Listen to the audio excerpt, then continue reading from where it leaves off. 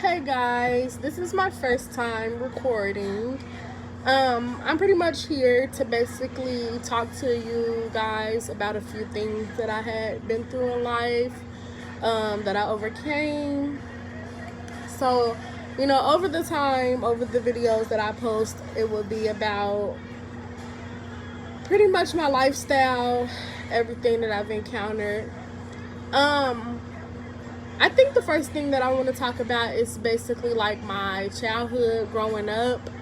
Um, a lot of people, think just because, I always looked nice or I always have like this goofy little face or, always there for other people that I never went through stuff. But honestly, truth be told, it was a lot of stuff in my childhood that I wish was different and that I wish, I could change and turn back the hand of time. But honestly, I feel like everything that I've been through kind of made me who I am today, made me the mom that I am today, made me the person that I am today. And, growing up, it was just, I watched my mom be a single mom. So that's part of how where I get my strength from, raising my daughter by myself. I watched my mom raise 3 kids by herself. It wasn't easy, it was a struggle. I watched her struggle. I watched her cry. My mom did stuff, to help provide for her kids. And that's where I get my strength from. But I just basically, it wasn't always peaches and cream with my mom. Our relationship wasn't always the best of relationships. We weren't always, as close as we are. And I'm not, saying anything to bash my mom because I love my mom to death. But growing up, our relationship wasn't always the best. I feel like my mom, was in relationships and dealing with people that caused us to have to leave our home. My mom was in an abusive relationship.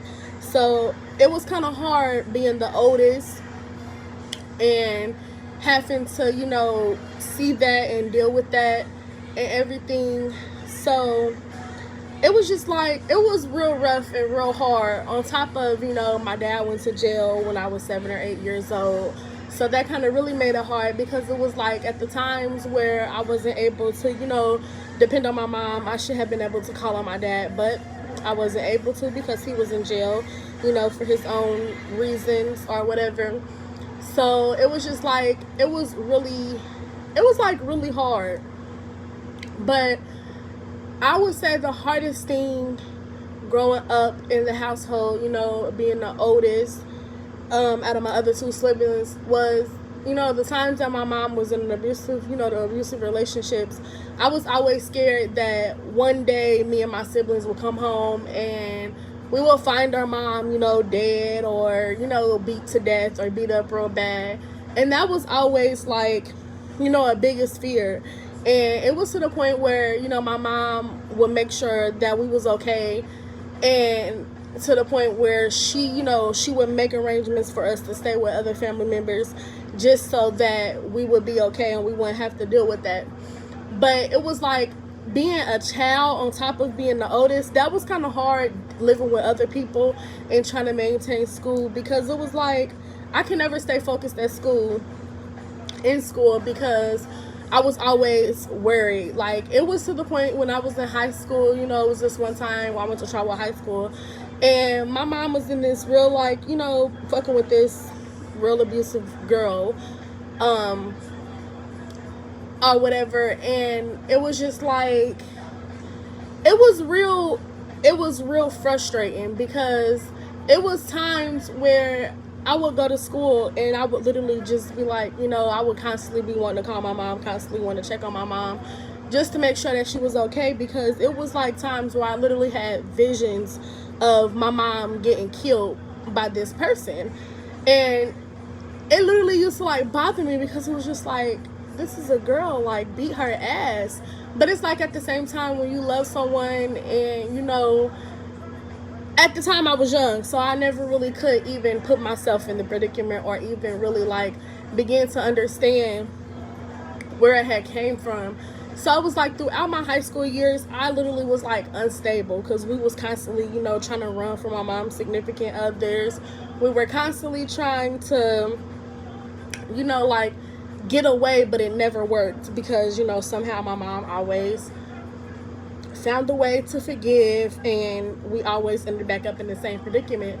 So people think, and I'm the type of person where I joke about my pain because it's like, you can't just sit around and mope about your pain. Like, you can't just sit around and allow your pain to hinder your future and hinder, your whole life. So it's like people would ask like, oh, how many schools you went to? And I used to be like, every school in the city, because it was just like being the fact that we had to move a lot and we was, bouncing. We always went to a different school. It was a time where I was out of school for like a whole 6 months, because it was a lot of stuff going on and everything. So fast forward to over the years, after all that, me and my mom's relationship, we finally got better. Literally, when I got, maybe like I was 19, 20, maybe when I got pregnant with my daughter. And it was just like, I was, kind of messed up. Like, dang, I'm sad that it took this long for our relationship, to get at some type of standpoint, standstill or whatever. But it was like, it had went like really good. It started making me feel good. And there was a point where, I lost my virginity and I was able to talk to my mom about it. I was 18 and a half, by the way, when I lost my virginity. I lost my virginity 3 months before I turned 19. And, it became more easier to talk to my mom. My mom has always been the type of person to never sugarcoat nothing. Like, she doesn't sugarcoat anything. She doesn't, she's just a real honest person. So it was like, it became where I was able to go talk to her. I was able to be more comfortable talking to her. And our relationship got stronger. And it was just like a point of time where that wasn't like that. Because like I said, it was always the relationship. Like, the relationship always hindered our relationship, our mother-daughter relationship. So it was kind of like messed up or whatever. But anyways, fast forward back, when I finally got pregnant with my daughter, that's when our relationship really got like this. Like, and now me and my mom's relationship is like, and that was something that I prayed for, going through everything that I had went through. I always prayed that me and my mom could be able to gain actually a mother-daughter relationship before it was too late. Not that we never had one, but it wasn't always the best.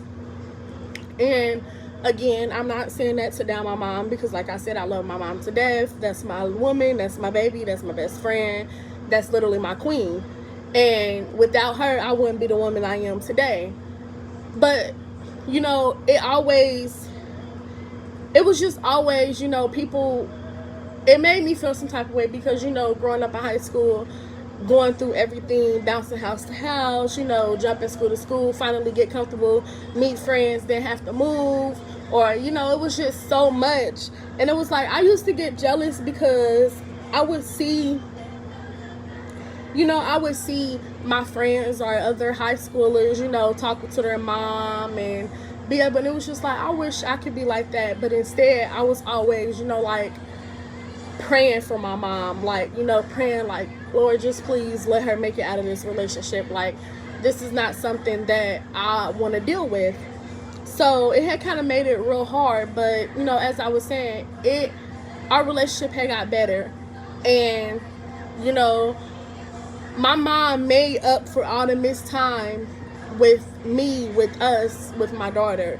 And it was just like, that's all that mattered. Like, I just wanted to have a relationship with my mom, and and now I have that. So it's like, now I'm the happiest person in the world. Like, I don't know. But and then the fact that my dad wasn't around, I was always with my mom. So I became like a mom's girl, like literally still to this day. No matter what my mom do, I don't see no wrong. I can literally be arguing with my mom and hang up on her and call her back like, I'm sorry, mom, I love you. Because that's just really my girl. And it's just like, no relationship is perfect. Nobody is perfect. And as I got older and had my own child, I understand that how, you know, and I never really understood, like, for myself, like, Jay, how do you still, like, deal with her, and she's basically putting, this relationship before you. And I never really understood how much a child loves their moms, right or wrong, until I became a mom. Like, I can yell at my daughter, I can whoop my daughter, I can punish my daughter, I can take something away from my daughter, I can, tell my daughter no. My daughter will still come, Mommy, I love you. And it was never, she doesn't hold anything against me. So that made me realize, as I got older and became a parent of my own, that no matter what a parent do, you will always be, like, you will always love your mom and you will always love your parents. So, but my message is to basically, let young females know, don't ever take your mom for granted. Don't ever not cherish any of the memories, whether it's bad or good, because regardless, without your mom, you wouldn't be here, and you wouldn't be who you are today. You wouldn't be the young woman you are today. And as for men, you wouldn't be the young man you are today. So it's just like, you have to learn how to try to put yourself in your parents' shoes. And that's what I did as I got older, and my mom was able to talk to me about a lot of stuff that she had been dealing with in her past life, in her childhood life, even her adult life, when I was a baby, stuff I don't remember. She was always open about her lifestyle, and that made me realize why a lot of the times it may have been hard to be a parent, because sometimes she didn't even know how to love herself. So it was hard to try to love someone else, and I became more understanding of that. And I'm very thankful, because for that very reason is why me and my mom's relationship is where it is now. And I feel like now it's unbreakable, and I love my mom to death. So I'm going to be done for today, basically, but moral of the story is, cherish your moms and love your moms forever. So this is the end of my video for today, and until next time, mwah.